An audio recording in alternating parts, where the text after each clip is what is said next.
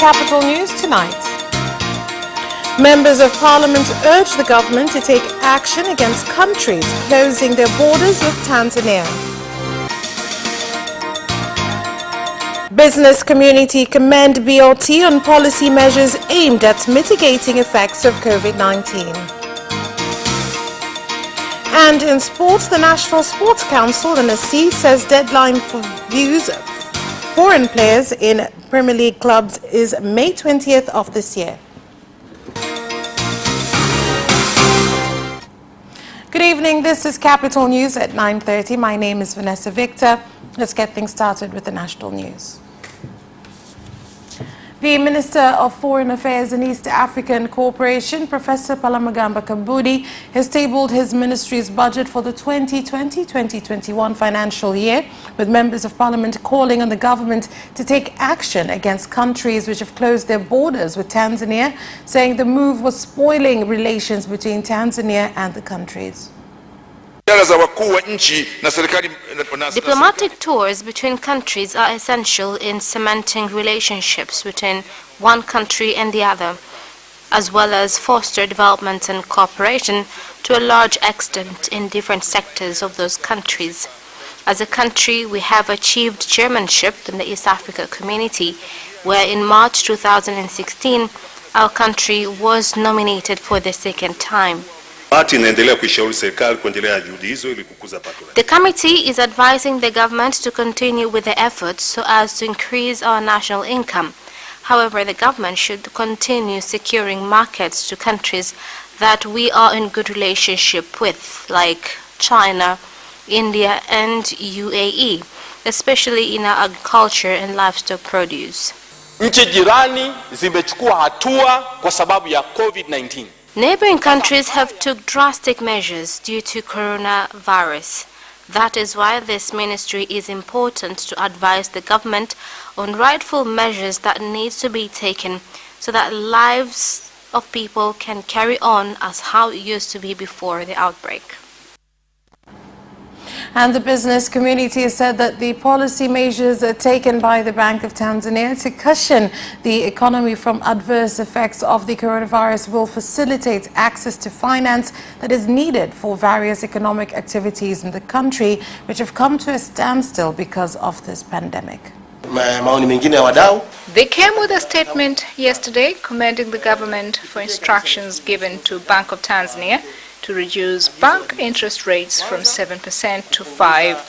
This is a good move, especially during this time we're fighting the coronavirus, since banks will be able to borrow at a lower rate of 5%.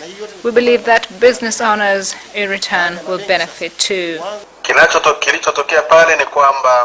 At a time such as this, there is a need to stimulate the economy.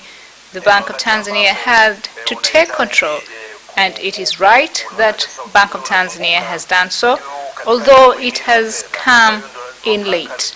This should have happened earlier, maybe in February or March, when the coronavirus was just breaking out.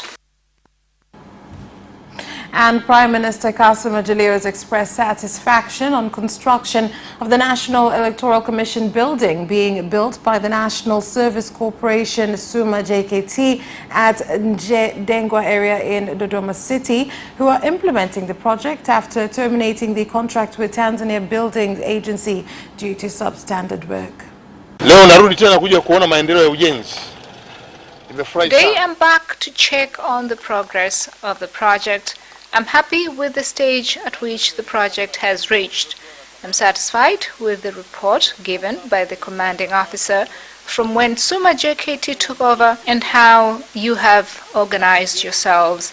I'm confident that you will be able to deliver, especially the administration department, by May the 30th. I'm certain if you focus more on critical areas, we will be successful. Mheshimiwa Waziri Mkuu, naomba nikuthibitishie kazi iliyofanywa na SUMA JKT. SUMA JKT has done a good job to be emulated. What they did working with Arutha University was to go through the project again and have followed your instructions on value for money. This has reduced the total project cost, meaning that we will now be able to finish the project with allocated funds. The corona pandemic has somehow interfered with the deadline. Nonetheless, we've instructed Suma JKT to hand over the project back to us on May the 30th, especially the main office. Residents of Makuburi Kibangu area in Ubungo district, Dar es Salaam, have complained on wastewater pollution from industries inside the economic processing zone area, which has become a health threat.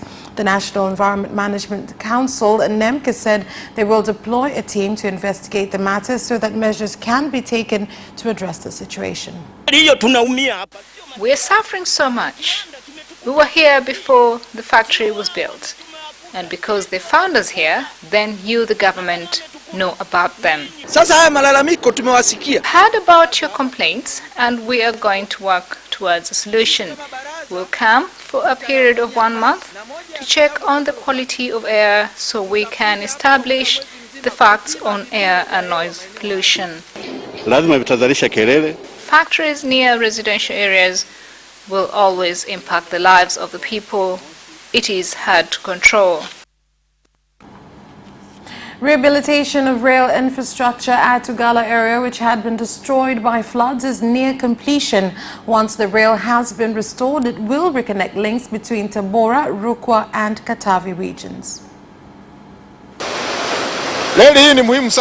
This rail is important to those in the Lake Zone region and the neighboring regions because more than 50% of food is coming from these areas. It was impossible for us to wait for water levels to go down before we begin renovations. We shall begin with cargo wagons once we are satisfied that the rail is stable. Then passenger routes shall resume. What we are trying to do is safety control. In renovating the rails, we must follow the principle of water and consider facts that when the area is small, then there is high pressure of water. So we must be very careful in order to succeed in renovating this rail. It's been a while now, the economy is low, with difficult means of transportation. We are also eager to see this rail back on track so that our lives can get back to normal. President of Zanzibar and Chairman of the Revolutionary Council, Dr. Ali Mohammed Shein, has called on officers responsible for handling disasters to make sure they oversee their responsibilities in areas where citizens have been affected by disasters. President Shein gave the statement in Chake Chake, South Pemba, when addressing government officers from various ministries. Miradi mikubwa ya maendeleo ya nchi kukamilisha ujenzi wa Terminal 3 uwanja wa ndege wa Abeid Amani Karume.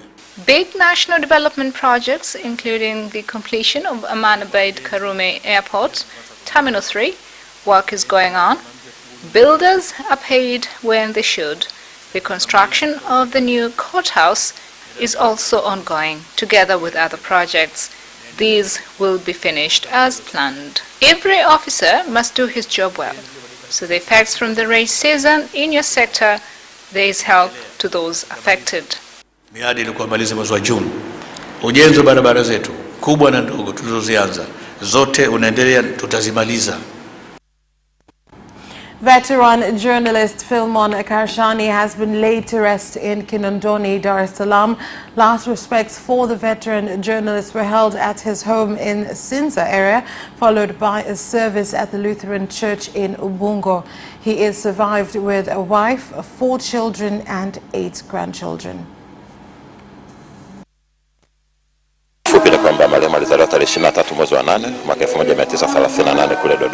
The departed was born on the 23rd of August 1938 in Dodoma. He went to school in Kigoma and went to Singida for his university education. After graduating, he started work. During his life, he worked for various media companies. Akiwa kama mhariri, mwanzilishi na baadaye mkufunzi. Ni mtu mcheshi, mzungumzaji, mkarimu. He was a cheerful individual, a people person. I know the family well. And that's all for the national news. International news is next.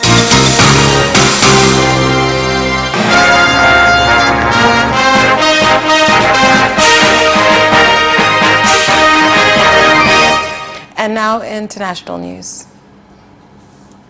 Namanga in Kajiado County has been put on the list of high-risk zone after 25 truck drivers tested positive for the coronavirus in Kenya.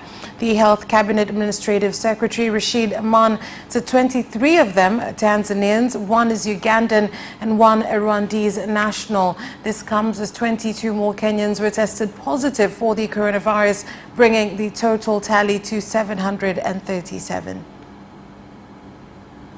And tested samples from truck drivers from Tanzania at the Namanga border point on the Tanzanian side. 25 of these samples tested positive for coronavirus. 23 of these are Tanzanians, 1 a Rwanda national and 1 a Uganda national. Tanzanian side of the border on Tanzanian soil, where we have tested 1,516 samples, which brings the total number of samples tested so far to 35,432. Incidents of violence between members of political parties during election campaigns in Burundi during the past 2 weeks have decreased. The Ministry of Security says the situation has been controlled due to strengthened security during the campaigns. This week, incidents of violence between some political party followers, especially those of CNDD-FDD and CNL, have reduced. And we think it is due to the call and warnings given by some of the ruling leaders in the country and those from civil societies who advise party youth as they seemed to have lost their way.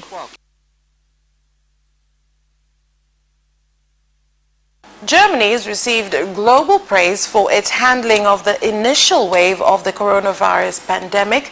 Now it's facing a new challenge, maintaining that level of vigilance as cases decline and public life resumes some semblance of normalcy.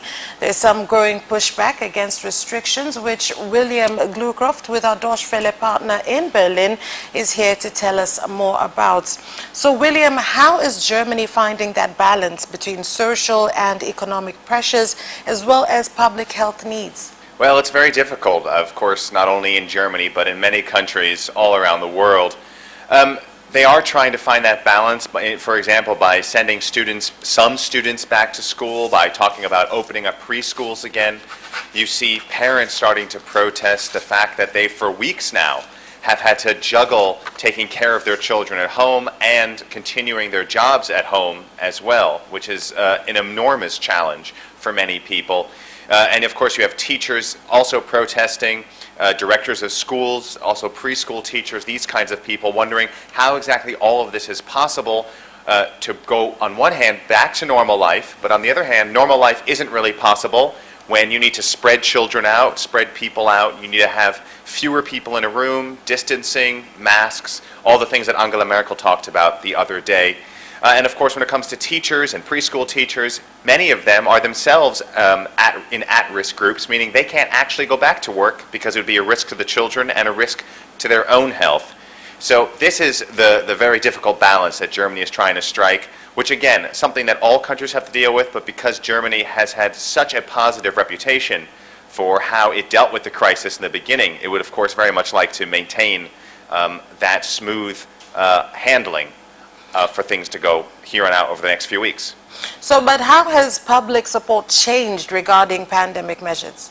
Public support remains strong overall. It's of course down from the unbelievable highs of 80 or 90% at the beginning of this crisis, but it is still about 2/3 of Germans say they trust and support the government and believe the measures that they are putting into place, and then the process of relaxing those measures, they're saying that that is appropriate and they are behind it. So the numbers are down, but still very strong, that are realistic to believe in any kind of large, diverse country like Germany. But there are a loud but very small minority of people on the extreme left and the extreme right, really anybody that has a gripe with the government, who believe in conspiracy theories, the anti-vaccine movement, of course, that are taking to the streets both in legal and illegal ways every weekend. And we saw this just this past weekend, where several thousand people gathered in Berlin, Munich, Stuttgart. Some of that became aggressive towards police, claiming that their rights are being violated, that these restrictions are some kind of plot to undermine democracy. But again, this is a minority of people. It is not by any means a movement or an organized group of people, except for how they just communicate online. And the majority of Germans are still behind the government. But it's important to say that the majority of Germans also expect that this path of easing, this relaxation, to continue. So that's an interesting conflict that's being lined up potentially in trusting the government, but also expecting the restrictions to continue to ease. So do public officials have any type of concerns about these protests? Well, just looking at a newspaper from just the last few days, we have, I think, this headline, "Kippt die Stimmung," it says, which means is the mood changing, is the mood souring? And I think that question is really the question that's on many people's minds right now, especially public officials. So far, members of Angela Merkel's government and Angela Merkel herself are not too concerned about this minority of people who are taking to the streets and protesting, claiming that their rights are being violated. But it is something to be watchful for. Let's remember that in the 2015 migration crisis, for example, that led to the current rise in populism and far-right ideology that we're seeing now. Those thoughts, those politics, that kind of political movement was already in existence before the migration crisis, but it took that crisis to become a catalyst to propel that into normal, everyday political rhetoric. So it really remains to be seen what might come out of this crisis from a political perspective, what kind of movements, new parties, organizations might happen, what impact that might have on German democracy as we continue to go through this crisis and then hopefully move beyond it. Well, thank you very much, William, for that update. Until next time. And that special report ends our international news. Don't worry, we'll be back with business news after this short break.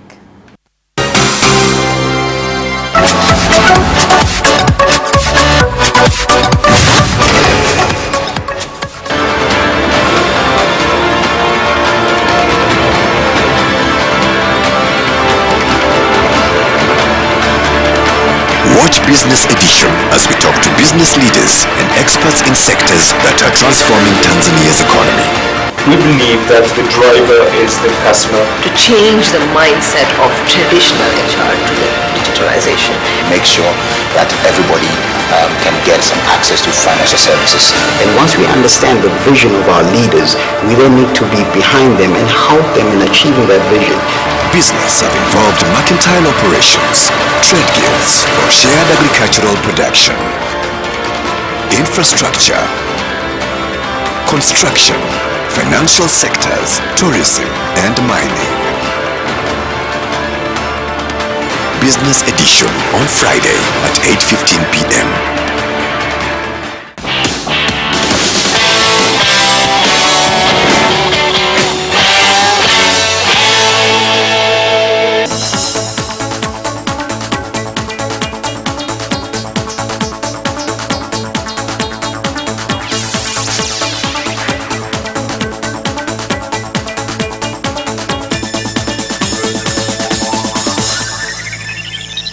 Thank you for staying with us. And now in business news. The government, in collaboration with tourism stakeholders, have agreed to prepare regulations which will enable them to conduct tourism activities during this time when the country is fighting against the coronavirus pandemic. I have directed experts in the ministry to prepare the following that was brought up in our meeting with stakeholders: to have a special tourism team during COVID-19. Apart from other responsibilities, this team will have special functions to prepare communication strategies to fight against bad reports on destination Tanzania, to prepare an in-depth manual on how various tourism activities are running from when the guest makes a booking, when they arrive, hotel stay, various tourist areas, and until they leave. And salt miners in Uvinza district, Kigoma region have expressed concern on high production costs incurred caused by an unconducive business environment, which has made it difficult to increase production. They said more needs to be done to ensure reliable power as well as good road infrastructure in order to reduce production costs. The major challenge I have is the road and electricity. This affects me greatly. With the road you have tried, that is why we can make it here. But my efforts instead of expansion ends on the road. I want to take this opportunity to invite financial institutions to come help all miners in Tanzania and not just the ones in Kigoma, so that they can receive help in loans and other financial opportunities. We know we have a lot of salt in the country and we have not managed to produce sufficient amount of it. And the aim is to reduce taxes, was so as to help them produce more, so we can use our own salt and stop importing salt. Dar es Salaam Region Commissioner Paul Makonda has warned retail traders who have been hiking sugar prices instead of selling at the government indicative prices, and urged consumers to report traders who violate the set prices so that stern action can be taken against them.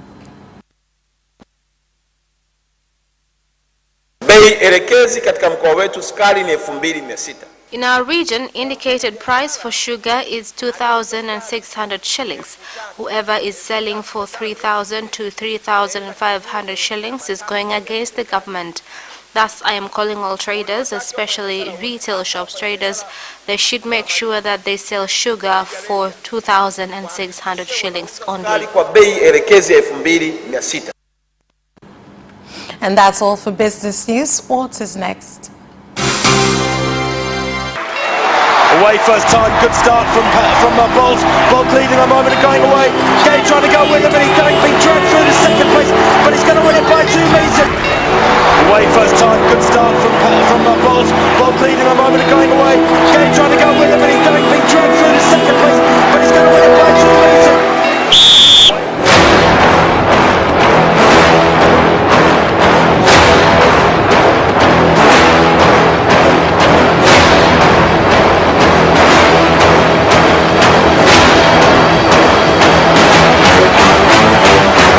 Opposition, Joaquinho, he did lose to Lim.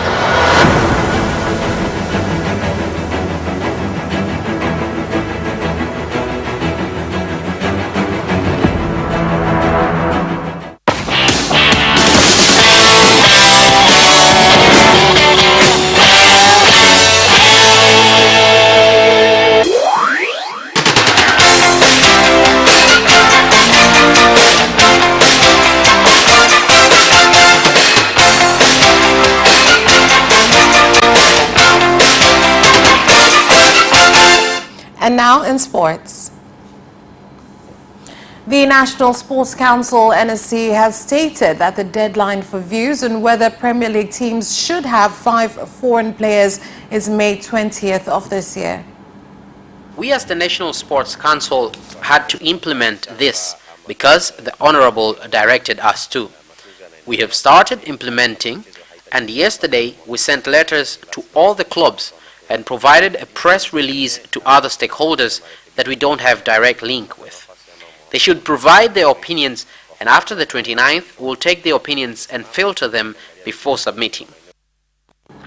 The National Stadium manager, Nsajigwa Gordon, says despite the stadium being out of use, the government is still maintaining it so that it's ready for use whenever sports events resume after the coronavirus pandemic is controlled.